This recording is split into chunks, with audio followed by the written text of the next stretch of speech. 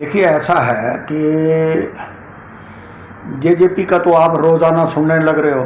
Bharatiya Janata party तो ये कह रही है, मुख्यमंत्री जी का बयान है, आज मैंने उनका यूट्यूब पे सुना है कि हम 10 की 10 सीटों पे कमल का कैंडिडेट खड़ा करेंगे। और जेजेपी भी ये कह रही है कि हम 10 की 10 सीटों पे अपना कैंडिडेट खड़ा करेंगे। तो अलायंस तो इनका है नहीं।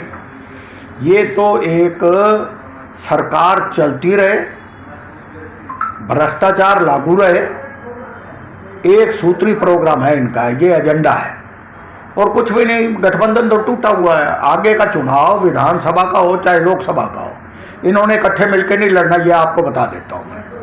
ये तो आम आदमी भी समझ रहा है कि जब एक अमित शाह की इतनी बड़ी रैली, जिसका प्रचार प्रसार मुख्यमंत्री, सारी भारतीय जनता पार्टी, सेंटर की टीमें पर भारी लग के सरसा में जाके रैली की है, और सरसा इनका गढ़ है जेजेपी का, इनेलो का, देवीलाल का, और वहाँ इनको निमंत्रण नहीं दिया, तो इसका मतलब यह है गठबंधन नाम की तो चीज़ है नहीं, देयर इज़ नथिंग।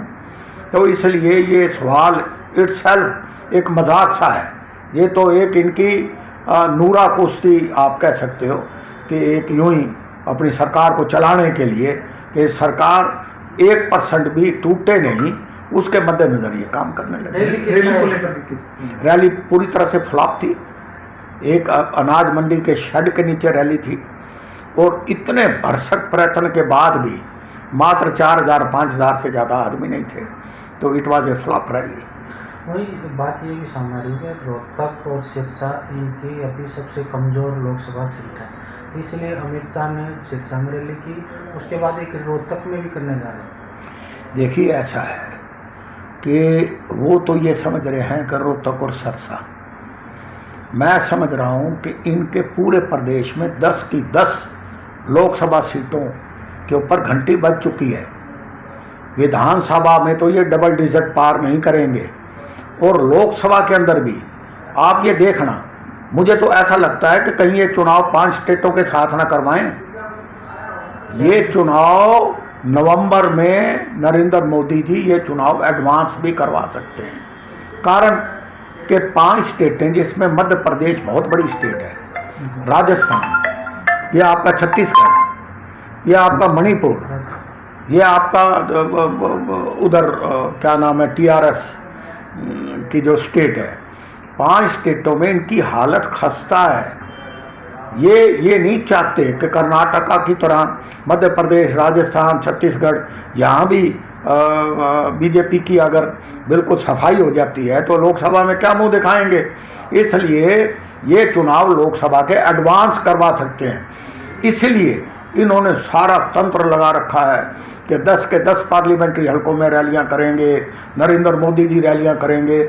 मुझे ऐसा लगता है कि अपने पाँव नीचे ज़मीन खिसकती हुई देख के ये इनकी बौखलाहट है, और इनकी बिल्कुल अंदर से ज़मीन इनकी खिसक चुकी है। गोहाना में आए थे, गोहाना की रैली जिस तरह से अमित शाह ने स्थगित की थी मौसम का हवाला देकर, सिरसा में भी आप कह रहे हैं कि फ्लॉप रैली है, तो क्या लगता है कि हरियाणा में कांग्रेस की सरकार बन पाएगी जिस तरह से? आने वाले टाइम के अंदर मेरा ये मानना है कि कांग्रेस की सरकार बनेगी, और पूर्ण बहुमत के साथ बनेगी, और भारतीय जनता पार्टी की उल्टी गिनती शुरू हो चुकी है।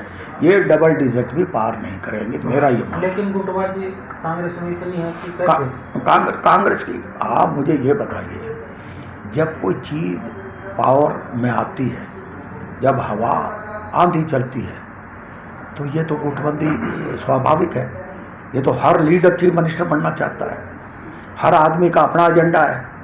लेकिन किसी की भी जब आंधी चले, ये आंधी है, it is a wave in favour of Congress, और इसके अंदर आप आहिस्ता आहिस्ता देखोगे सारे लीडर इकट्ठे होकर एक प्लेटफॉर्म पे आएंगे।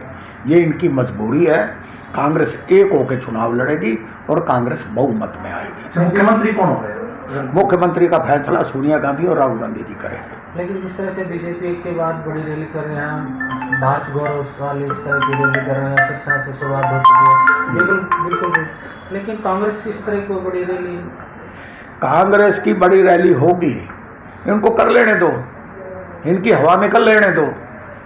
इनका तो पता लग गया ग्राउंड लेवल पे इनकी पोजीशन क्या है। कांग्रेस तो एकदम आएगी। राहुल जी आएंगे, राहुल जी आज विदेश में गए हुए हैं। सोनिया गांधी आएगी, खड़गे साहब आएंगे, प्रियंका गांधी आएंगी, तो बड़े लीडर आएंगे, यहाँ भी रैलियां होंगी। आप देखते जाओ आगे आगे होता है क्या। इनकी उल्टी गिनती शुरू है। जो मन से कहा कि 3D की सरकार है ये कांग्रेस की।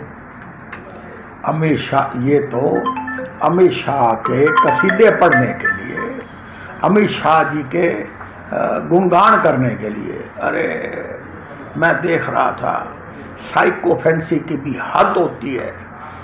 कहाँ तुलना कर दी भगवान कृष्ण के साथ। इनका ये डी का मतलब दरबारी हमारे से करते हैं, ये तो इन्हीं के ऊपर लगा दिया जाए तो बहुत अच्छा लगा, सजेगा है। इनको एक मुकुट मोर का पंख लगा के ऊपर दरबारी और इनके ऊपर जड़ दिया जाए। क्या बोल रहे हैं ओम प्रकाश धनखड़, क्या बोल रहे हैं श्री मनोहर लाल जी खट्टर मुख्यमंत्री, किनके कसीदे पढ़ रहे हैं ये, किस तरह से किसी को वल्लभ भाई पटेल से मिला रहे हैं, किसी को अमित शाह जी को भगवान कृष्ण से उसकी तुलना कर रहे हैं। कहाँ मैं कहता हूँ कि इन्होंने तो एक खुशामद और मक्खनबाजी और इस तरह से साइकोफेंसी, एक बीजेपी का अध्यक्ष हो, पीसीसी का और प्रदेश का, आप उनके बयान देखिए, आप उनके भाषण देखिए। कुछ दे के गया क्या अमित शाह जी? कुछ हरियाणा को दे के गया? कुछ नहीं दे के तो जाना नहीं। ये तो करोड़ों रुपए का खर्चा। आज किसान कितने नज़रबंद रखे, आज किस तरह से लोगों को गिरफ्तार करके जेलों में ठोक दिया कि कोई रैली को डिस्टर्ब ना करे, और किस तरह से इन्होंने मुशक्कत और पूरी मेहनत की है पूरे प्रदेश के अंदर लोगों को लाने की। लेकिन हाजिरी कितनी, इतनी हाजिरी तो मैं कल रैली रोहतक में करूँ, इनसे ज़्यादा भीड़ मैं जुटा दूँ। It was a flop show, it was nothing, और ये एक मजाक बन के रह गई है बस।